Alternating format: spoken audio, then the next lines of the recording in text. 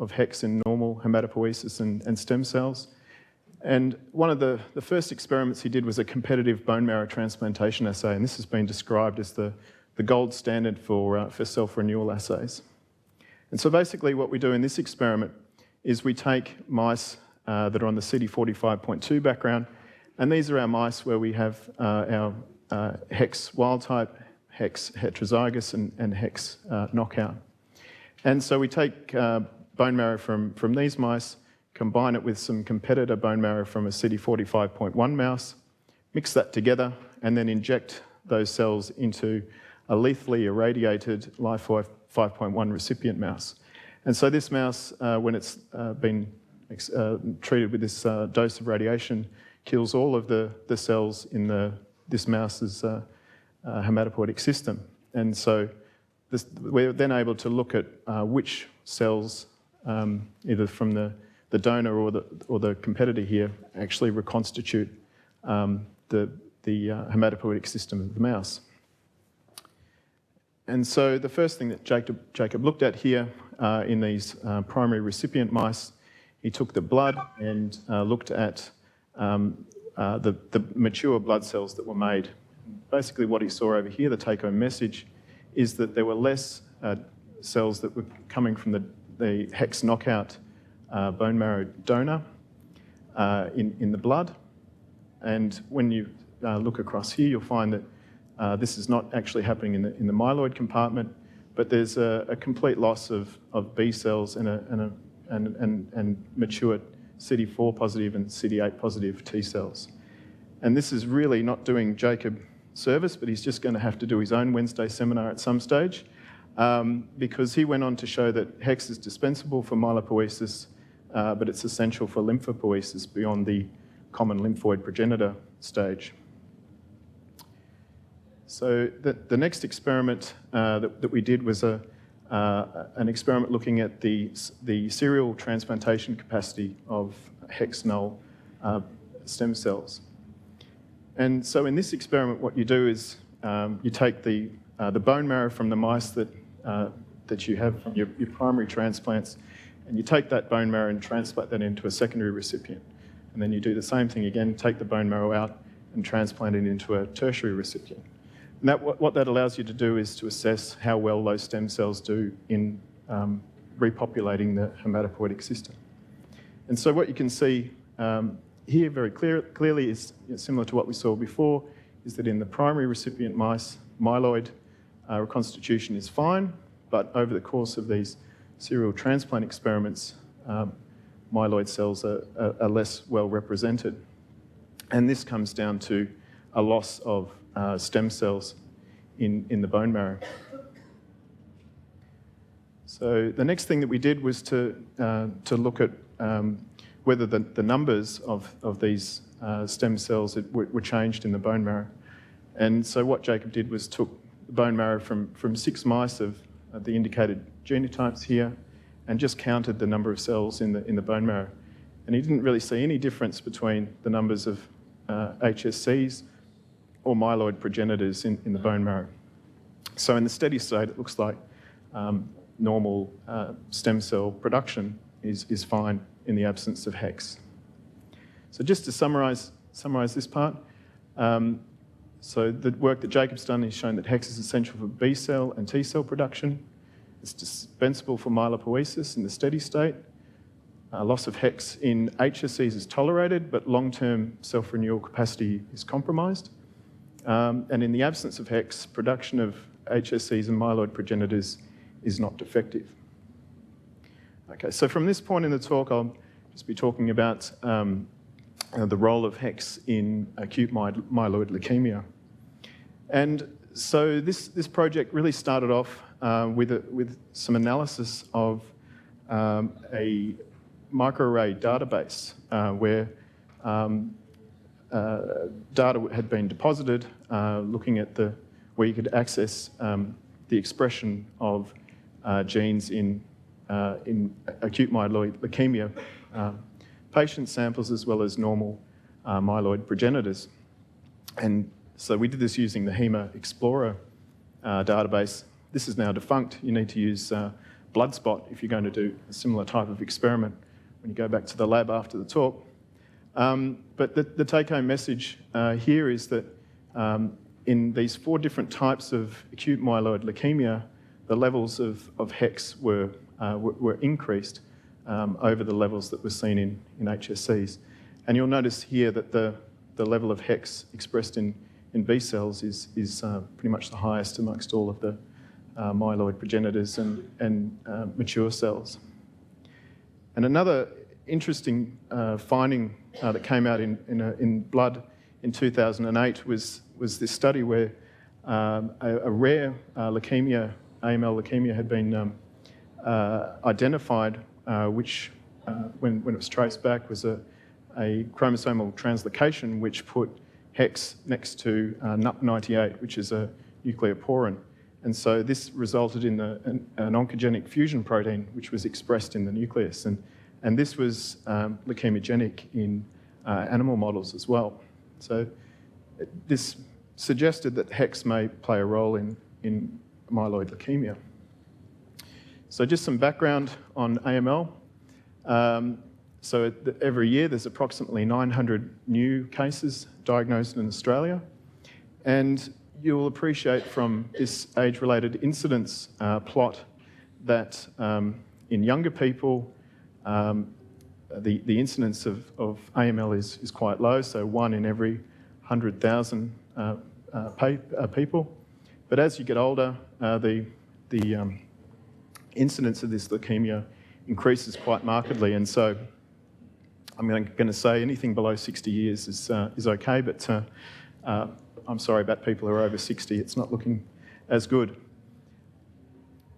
So the therapeutic strategy for the treatment of AML has been largely unchanged for the last 30 years. And the situation in older patients who relapse from induction and consolidation therapy is really pretty dire, with these patients only having an average survival of 5 to 10 months after relapse. And so the relapse of leukemia in these patients is due to the re-emergence of therapy-resistant leukemia stem cells. And so what's urgently needed in the field, and there's a whole lot of effort going into this, is new targeted therapies, which first of all limit myelosuppression and therapy-related damage to the hematopoietic system, because in a lot of cases we're dealing with older patients who may not be able to cope with nasty therapies. And the second point is really that we need to be able to eradicate the leukemia stem cells to prevent disease relapse. And so I've shown you that Hhex expression is increased in AML, and we weren't actually able to do it ourselves, but we were interested to see whether increased expression of Hhex correlated with survival outcomes. And so we took advantage of a collaboration that we have with John Permander at the University of New South Wales, and he was able to do some analysis for us.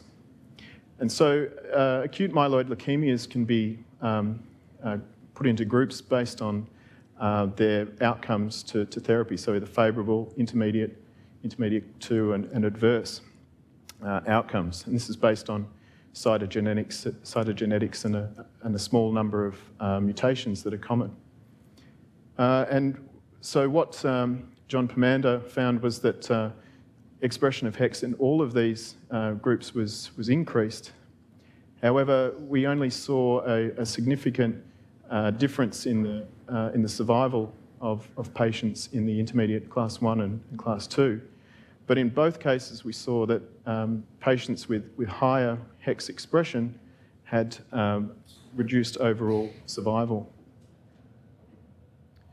So based on the introduction I've given you, it's fairly easy to see that we might come to a hypothesis to suggest that Hhex is an essential gene required for self-renewal in AML. And so to study this, we took advantage of an AML mouse model that's available here at WEHI and was provided to us by Stefan Glasser again. And that's a retroviral construct of the MLL-ENL fusion oncogene. And so this fusion oncogene is represented in about 5% of AMLs with different binding partners. And so what I'm going to talk to you about today is the experiments that we did, first of all, to look at the role of Hhex in AML initiation with this oncogenic fusion and the maintenance of leukemia in the absence of Hhex. And so this is just a schematic slide to give you a bit of an idea of how we do these experiments. And so basically, for our initiation studies, we use the MX1 Cree mice, where these mice are either wild type or knockout for Hhex. We take the bone marrow from these mice, do a lineage depletion, and we end up with the progenitor pool, which is able to be transformed by the MLL-ENL virus. And so we put those cells onto pre-coated tissue culture plates that have this virus there. We leave them for 48 hours this is when the cells are infected.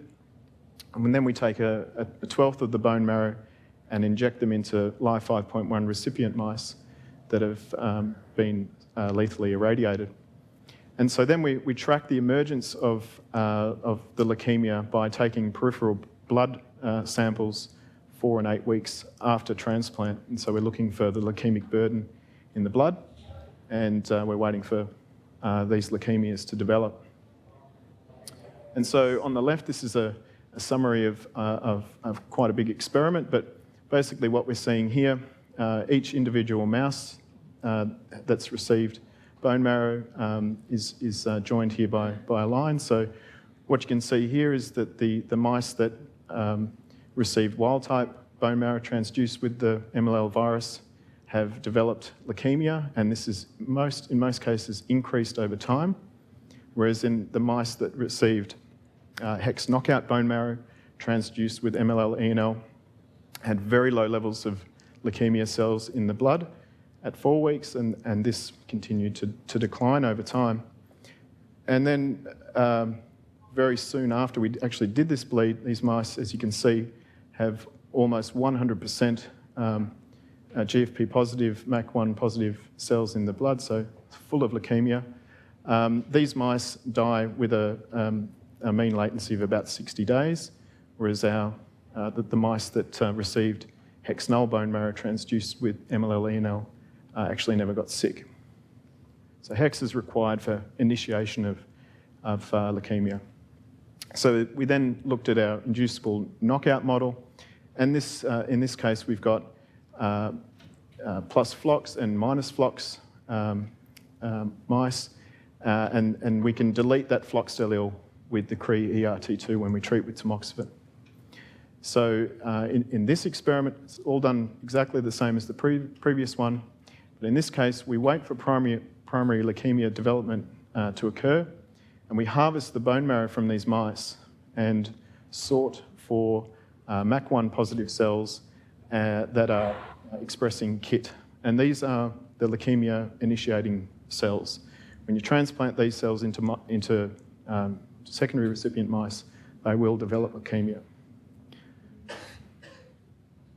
Okay, so just to orientate you with this experiment, so what we do is we take our primary leukemias that are either plus flox or minus flox and put those into secondary recipient mice. And then we either treat with placebo or tamoxifen to induce the deletion of the flox allele. And so now these mice are heterozygous or knockout for Hhex. And so when we do that and look at a survival curve, you can see quite clearly that the mice that have these knockout leukemias survive much longer than mice with intact Hhex alleles. So these mice still got sick, and you might think, well, that's great, we've extended survival, but we weren't really satisfied with that. So we wanted to know why it was that these mice actually got sick. And to do this, what we did is we so we took whole bone marrow from these mice that had died, and we took advantage of this deletion PCR protocol that we had. And you can see in all of these plus delta ERT2 tumours that here's the deleted allele, and there's the wild-type allele here. But in our knockout leukemias, we didn't see any of these leukemias with the deleted allele. All we see is the undeleted floxed allele. And so what this tells us quite clearly is that these leukemias that developed, these relapsed leukemias that developed, all came from a rare undeleted population. So Hhex is required to keep these leukemias going. And this is in contrast to what we see in normal myeloid cells. If we do a similar type of experiment, when we just transplant bone marrow from a Hhex minus flox recipient and treat with tamoxifen, we come back and sort myeloid cells from the peripheral blood or bone marrow, we don't see any selection for the non-deleted flox allele. It's all deleted. So we then went on and did further studies in cell lines. And this is obviously cheaper than using mice, and I'd much rather use cell lines rather than mice. So the first thing that we did was took 2 of our inducible knockout leukemias and an inducible heterozygous tumour and treated these with tamoxifen to delete the flox allele. And what you can see here is that the cells where both copies of Hhex are deleted, these stop growing very quickly. And when we did some cell cycle analysis, down here again, we saw that there was increased accumulation of cells that had exited the cell cycle, so these are G0 cells, and reduced S phase and G2 phase cells when we remove Hhex. So removal of Hhex is affecting the cell cycle. It's not just affecting the cell cycle, it's also resulting in upregulation of myeloid specification markers. So GR1, MAC1 and F480 are myeloid specification markers. And what we found is that in our inducible knockout cell lines, when we delete Hhex, these cells get bigger and they express more of these markers. And not only that, when we looked at these leukemia cells under the microscope and did some GEMSIS staining, we found that in our inducible knockout leukemia cells, they go from this very nice blast-like morphology. So all of these have at least one copy of Hhex, but you take out both copies and you end up with these rather strange-looking cells. And I went and asked our haematologist in the lab, Ash, what he thought these were. I can't actually describe to you what he said to me, but basically he said that they're dysplastic, neutrophilic-looking cells. So they're really not doing very well, these cells, anymore.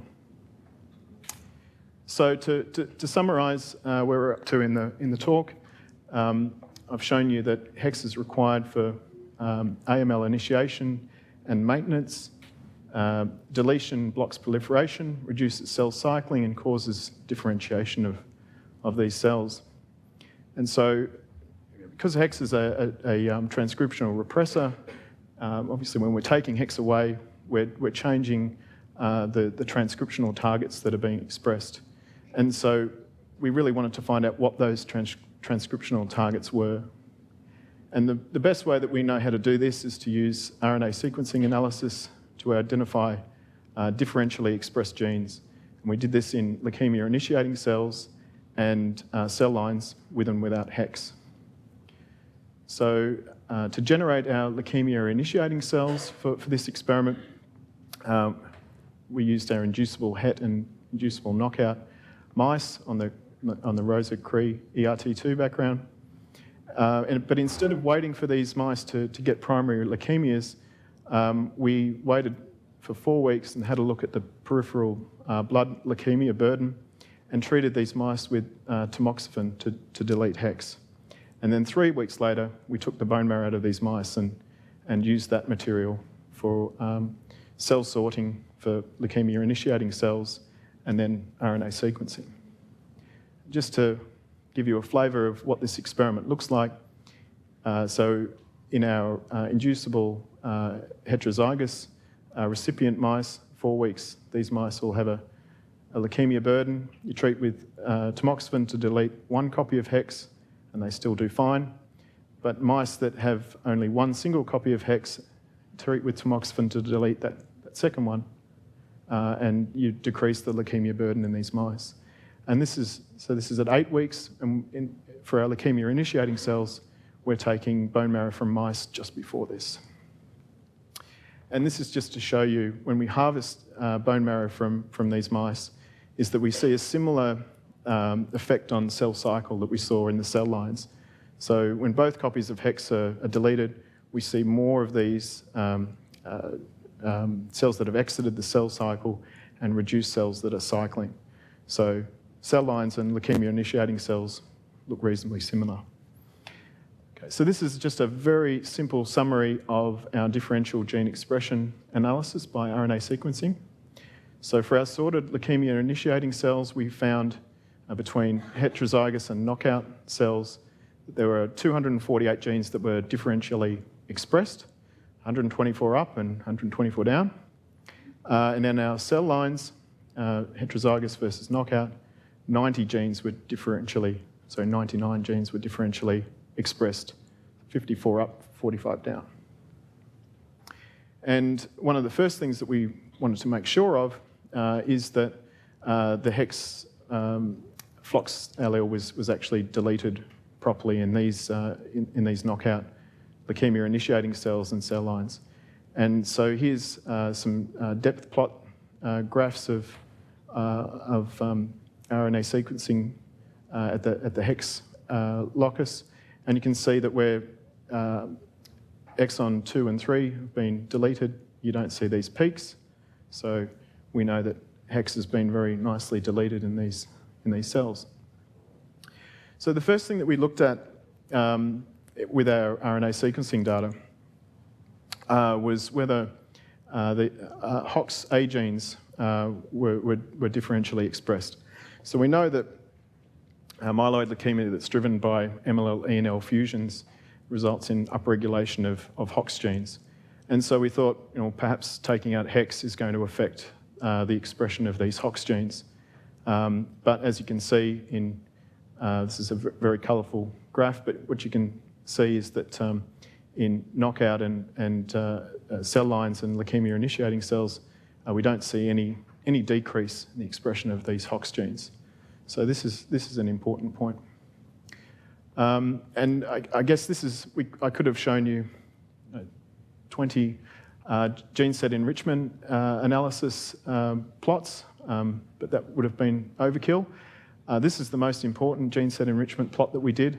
And so to generate this data, what we did is we took the genes that were upregulated in Hhex knockout leukemia initiating cells, and we asked whether those genes that were upregulated were also upregulated in the cell lines.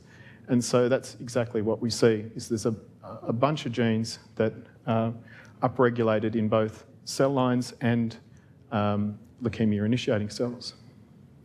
And as Matt mentioned to begin with, in a former life I was involved in the cell cycle.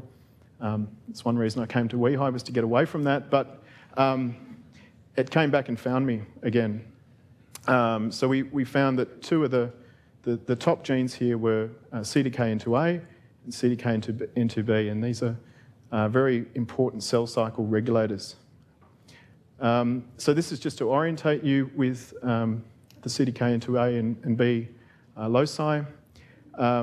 So Cdkn2b encodes a single protein, which is called P15, and this is a cyclin-dependent kinase inhibitor.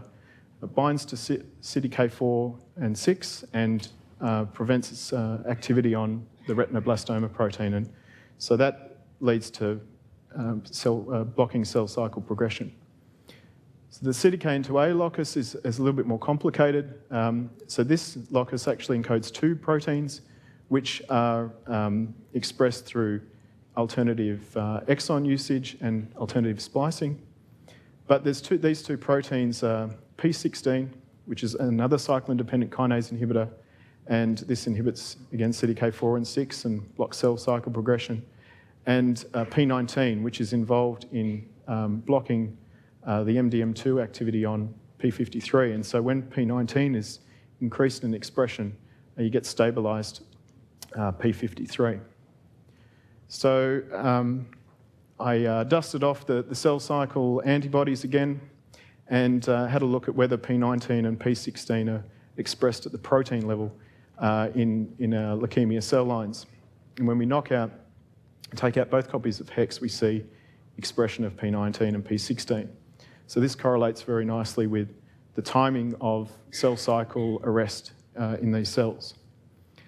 And so at this point in time, we were starting to think about using CRISPR for knockdown experiments. And this is probably before Marco had his inducible systems, and so we got started using a CRISPR system, which is the p-lenti-CRISPR system. And that gives you both the Cas9 and the S-guide RNA expression. And so we set out to ask whether knocking down these genes individually would rescue the growth of the leukemia cell lines in the absence of Hhex. And so the way we designed our guide RNAs is the classic way. We looked in the first exon of each of these genes and designed 3 guides. And for knocking down the expression of P16, P16 and P19 together, we targeted the second exon, which is shared between the two proteins. And so in this experiment, what I'm showing you is we've got a luciferase control here, so that's not targeting any gene that's in the cell. And so in the absence of tamoxifen, we still have expression of one of the Hhex alleles. We don't see any expression of P16 or P19. We delete that allele, and these proteins come on. When we knock down P16 expression, so C1 and C2 are 2 different guide RNAs, so 2 different cell lines. We knock down the expression of P16. We target P19, we knock that down. And when we target them both together, we knock both of them down. And I haven't really gone into anything to do with P15 in the talk today. We haven't actually got a very good antibody for this, so we don't know how well that's being expressed in cells. Nonetheless, we went on and did some growth experiments when we've deleted Hhex in these cell lines. And so the take-home message from these graphs is that where you see these dotted lines, these are the cells where Hhex has been deleted. And what we're looking for is when we delete these cell cycle inhibitors, can we rescue the growth of these cells when Hhex is deleted? And so for our luciferase control, of course, we don't see any rescue. These cells fall off the same sort of rate as the parental lines. When we knock out P15, we don't see any rescue. When we knock out P16, there's some rescue. P19, better rescue. And then when we take both of them out together, we get quite good rescue of the growth of these cells when we've taken away Hhex. So the targets of Hhex are gone, and they seem to be able to grow just fine. And this is borne out in our gem-sustained leukemia cells. So in our luciferase control, you treat those cells with tamoxifen, they differentiate into these nasty-looking things. But if we take out the P19 and P16, we don't see this differentiation anymore.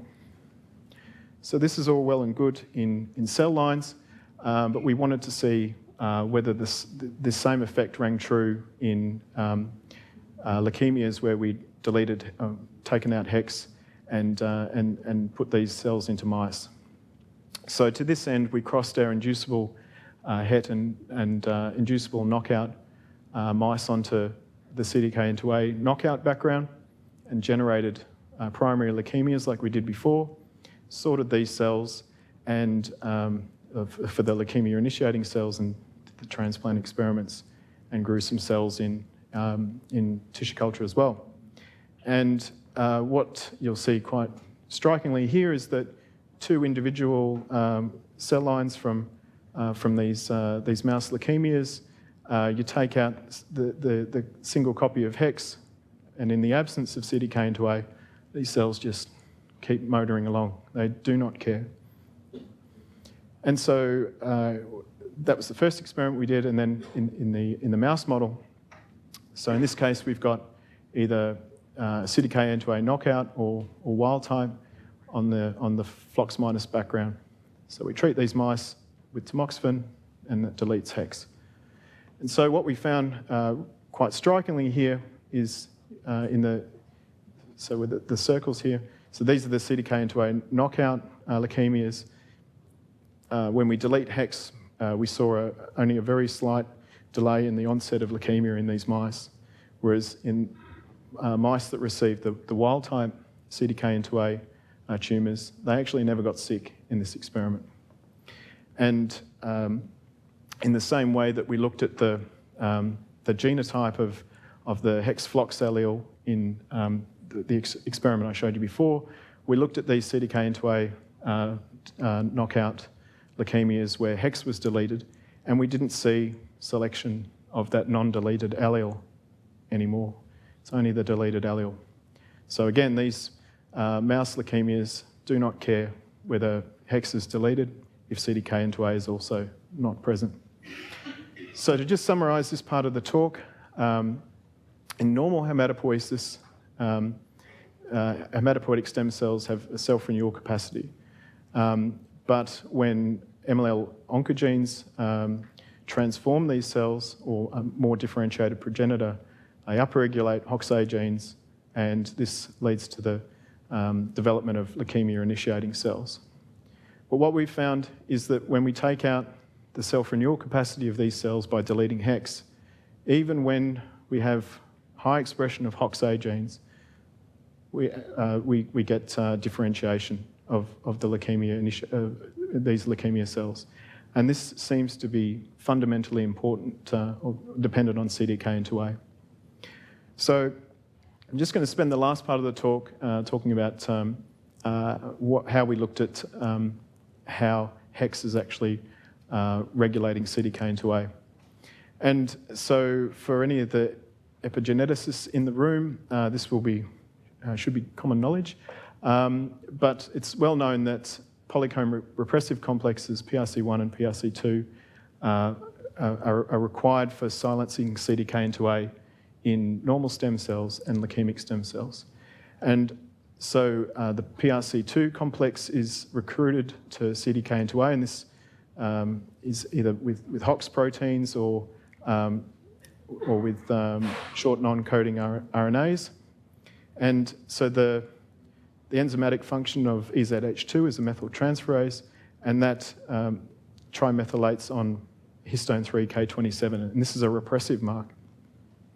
And then to reinforce this repression, you get recruitment of PRC1, which recognises these trimethylation sites and puts on a ubiquitin, a monoubiquitin moiety on histone 2A.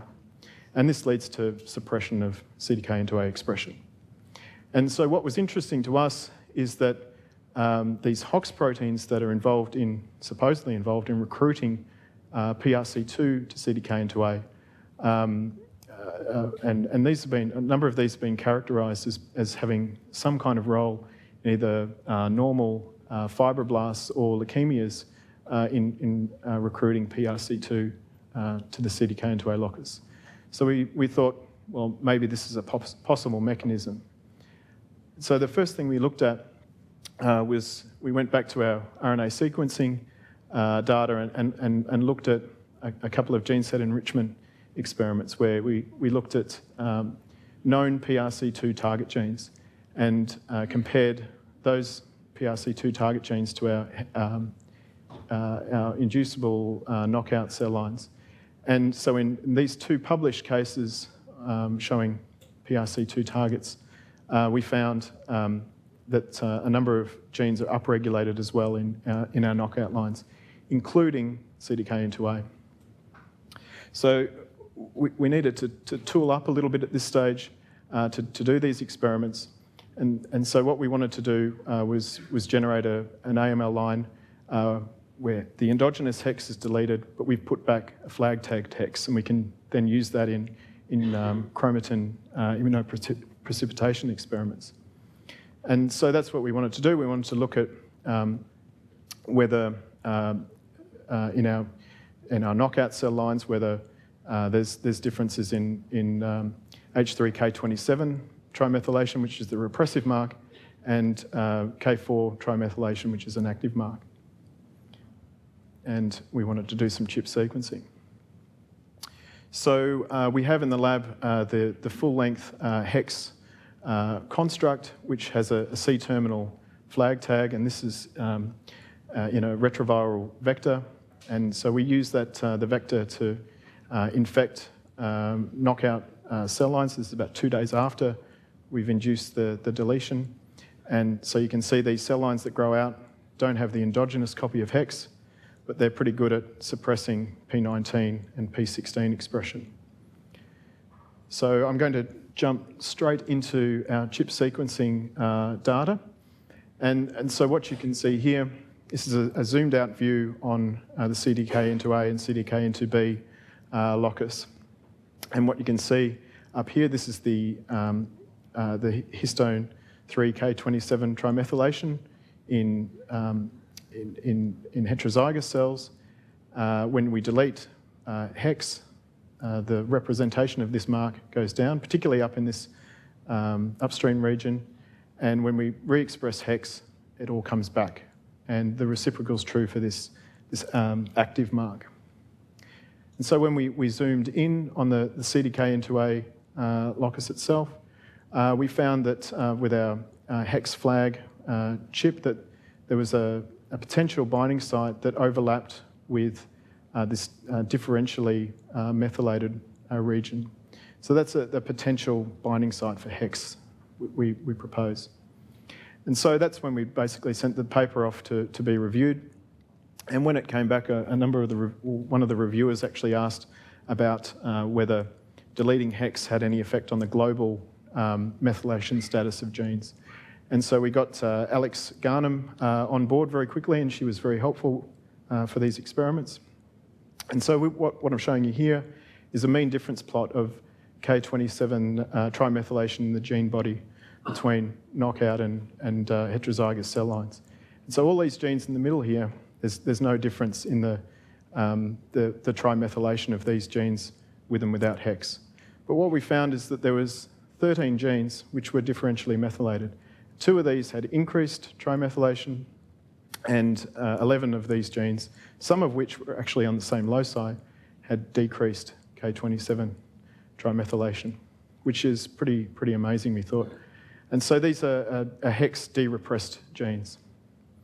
And then when we looked at the RNA, a correlation between the RNA sequencing, so this is expression of these genes. So genes which had increased K27 trimethylation had decreased mRNA, as you'd expect, and genes where the K27 trimethylation was decreased had increased expression. And all of the genes where there was no difference in the methylation sat up here. So these were the real targets of Hhex. And interestingly, when we re-express Hhex in the knockout line, we reverse that K27 trimethylation. So all of those genes that used to be down here are now up here, and the reciprocal is true. But what we found is there was a whole heap of genes that were now methylated when they weren't before. So ectopic expression of Hhex seems to have effects on in a non-specific kind of way. So the last thing that we did here was to do an immunoprecipitation experiment. And to this end, we showed that when we pull down the Hhex flag protein in cells, we can pull down some SUS12, which is one of the components of the PRC2 complex. So this suggested that Hhex might be directly interacting with PRC2. So to conclude this part of the work, we're up to the stage now we're asking questions about whether Hhex might be a therapeutic target in AML. And we think this might be important because in AML patient samples, Cdkn2a and B are intact, so not deleted in a lot of cancers, but it's epigenetically silenced by DNA methylation and trimethylation. And as a functional readout, we know that in patient samples, low P16 expression and low P14, which is the P19 equivalent in humans, correlates with poor overall survival. So there's this idea that perhaps if we have drugs that can de-repress these genes, we might be able to treat AML. And this is not a new idea. There's been lots of work done looking at EZH2 inhibitors, so that's the PRC2 methyltransferase. When you inhibit that, you increase the expression of these cell cycle inhibitors. However, there's a problem potentially with stem cell toxicity associated with global PRC2 inhibition. So if you target EZH2, you take out PRC2 in stem cells as well. So we think that Hhex might actually be a little bit more selective because we know that the PRC2 regulation that's Hhex dependent only impacts upon a very small number of genes. And loss of Hhex in normal stem cells and myeloid cells is tolerated. So the next work that we're moving on to is to try and define the regions of Hhex that are required for self-renewal and the PRC2 interaction.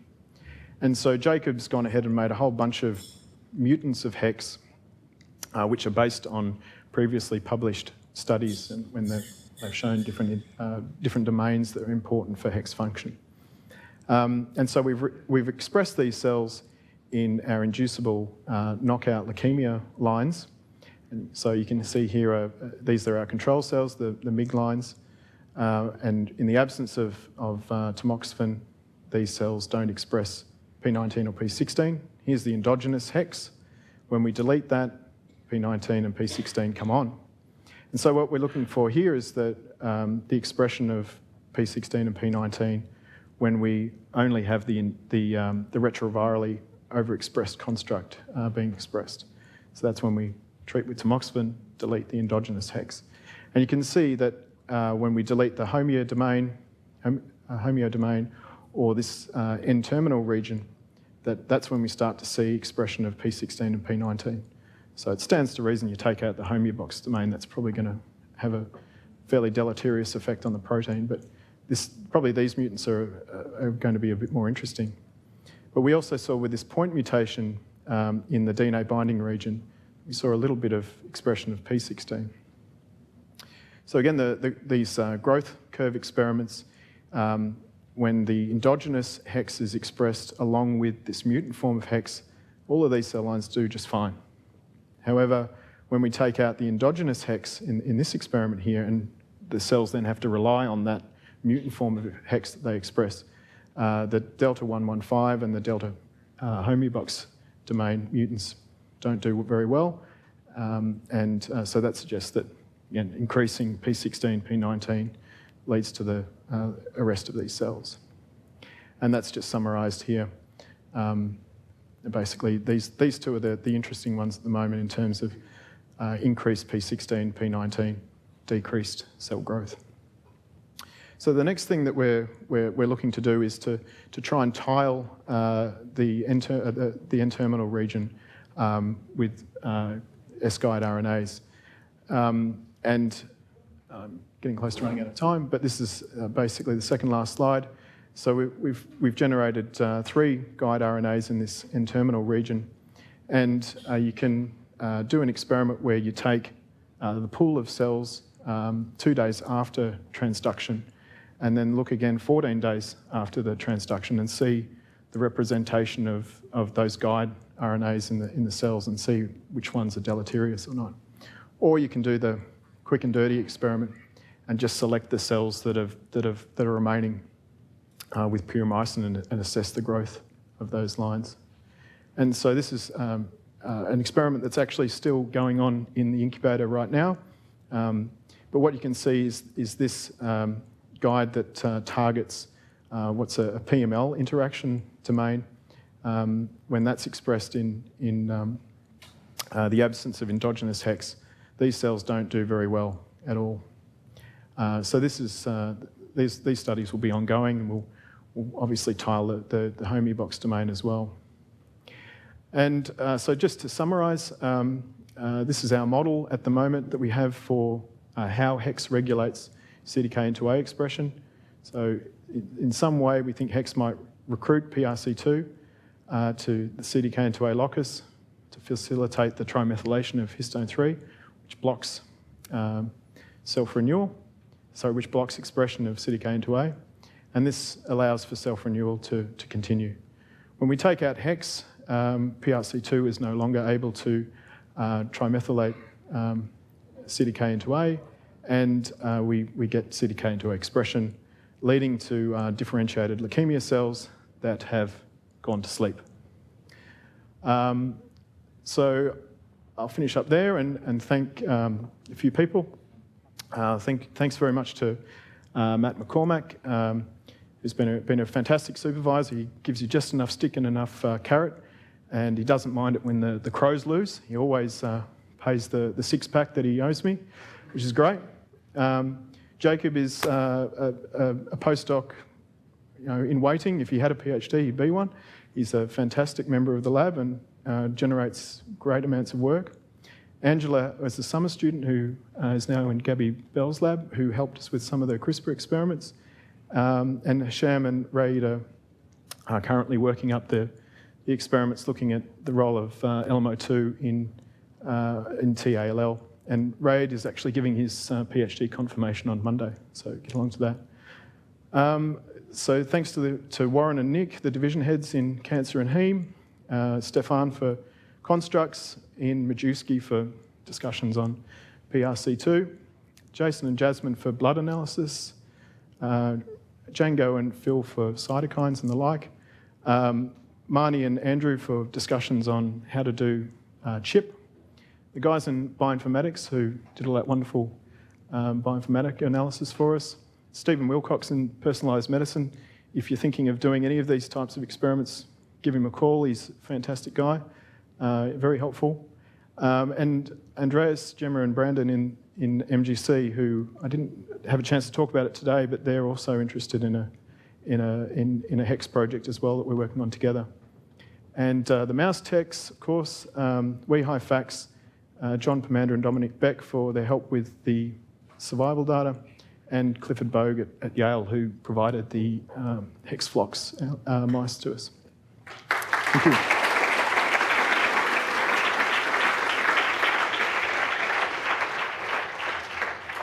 Thanks, Ben. Just avoided the rubber chicken, and got 1 minute left for questions. It's going to be like the end of the start of the century.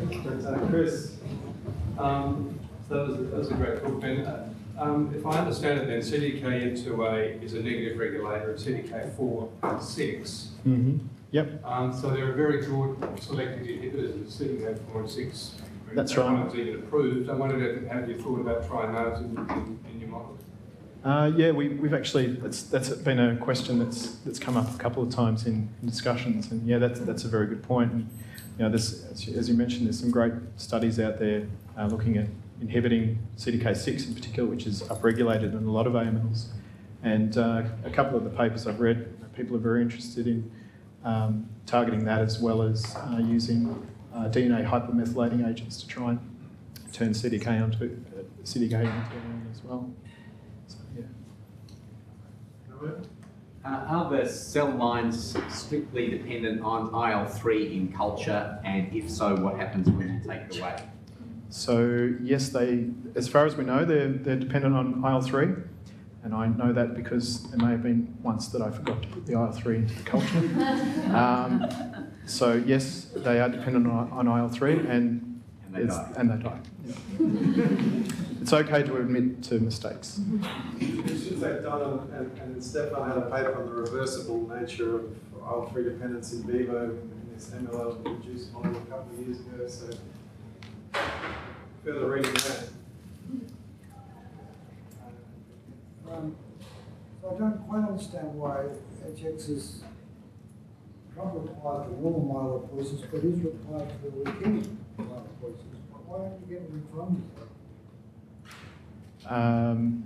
So Yeah, that's a good question. I think in serial transplant experiments, it's probably a question that Jacob might be able to answer a bit better. But there is a defect in myelopoiesis in the serial transplantations, isn't Yeah. So in the serial ones, the B and T cells have sort of gone and the myeloid keep going. Because just the last lineage to be lost, but myeloid's done in the primary and just transplant. So and sort of 5-FU stress responses as well. Yeah. So you get lymphomas when Hhex is overexpressed, so it can act like element 2 and make 2 solid tumors, but they're not going to stay.